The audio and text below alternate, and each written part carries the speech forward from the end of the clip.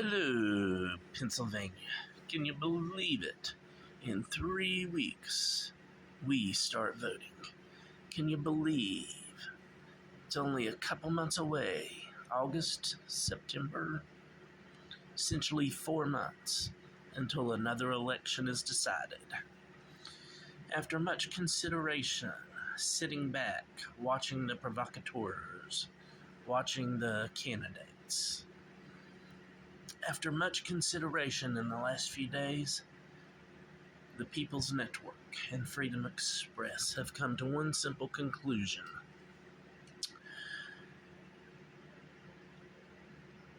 Looking at Kamala Harris, hardcore Democrat, she's getting pretty good at making herself look like she's down there with the people, but she's got work to do. And it is not her specifically we think about. The Democratic Party, they have their goods. Yes, they are serious about civil rights. They are serious about getting money back to the people that we support. Have they done anything about the injustice in the last 4 years?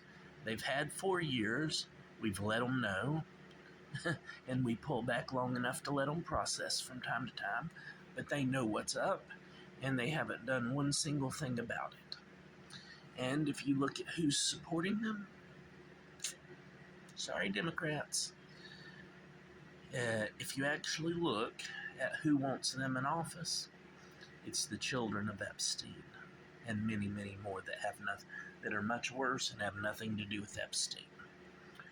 It's that type that is preferring the Democrats. Now, let's look at Donald Trump. Do we like his money approach?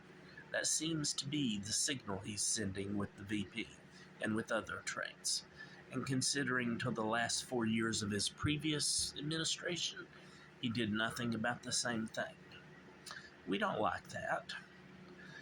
Now, does he talk rude? Can he get blunt? Yes, he's a boxer in a manner of speaking. He's a contender, and he gets out of hand from time to time. And I'm talking to you, the working class, the street worker, the person who works at Walmart, the retailers, and the hospital workers. We don't see eye to eye on everything, but we see eye to eye on a lot of things.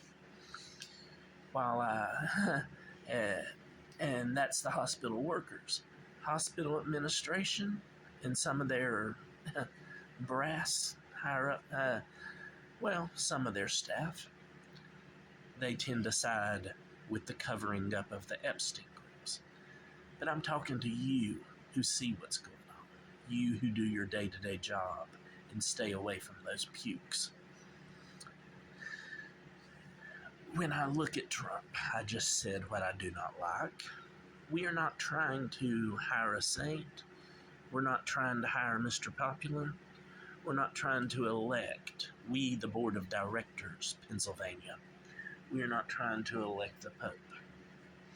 We are all imperfect people. That said, look at who's trembling. Look at who's terrified. They came down on Mr. Trump the day he came down the escalator and never looked up, never let up. On the other hand, look at it from street level. Look at it from your neighborhood. Look at who is terrified of Donald Trump. I repeat again, the children of Epstein. Those who have no problem traumatizing their enemies. Those who resemble the Democrat Party. Sorry, Democrats. These are the facts. I wish I had a gentler way to say it, one that didn't make you explode. But this resembles much more progressive and communist, the mindset pre-Civil War. Prove us wrong, Democrats. This is a job interview. It is not a beat down, lash out. Hence, we stayed off of Biden's case for quite a while. Voters, board of directors, based on Trump's performance last time, and based on the fear the children of Epstein are showing, the pure shaking, the pure trembling. They say they're afraid he'll arrest media types. No, they're afraid they are guilty. They know very well they've been committing domestic violence, and they're afraid he will lock them up. That said, is he perfect? Does he have every trait we want? No. But he is the best qualified for the job, Pennsylvania. After serious consideration, considering what he brings to the table, he's a force of nature, among other things. We are willing to look away from the things we know he does that we don't like. We are willing to take seriously his good traits, and he is the best choice. There is also another candidate out there, North Carolina, Mark Johnson. There's no facts to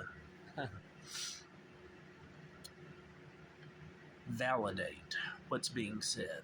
They're saying he ran a bad daycare, horrible, left open outlets around children. Oh, it sounds horrible. And one could say former AG Josh Stein, he's been fighting the hospitals in his region. He's been taking things seriously. We thank him for that. But, and no, don't assume anything. I can guess what, I can hear many of you's guesses right now. But, as far as Mark Johnson, they threw the same slanderous stuff at Supreme Court Justice Kavanaugh. They threw all sorts of slander at him, and none of it was verifiable, and anything you could get seemed pretty weak. So, while I'm not going to believe for 1 minute what's being thrown without verifiable evidence, fact-checking. Remember, we are populists.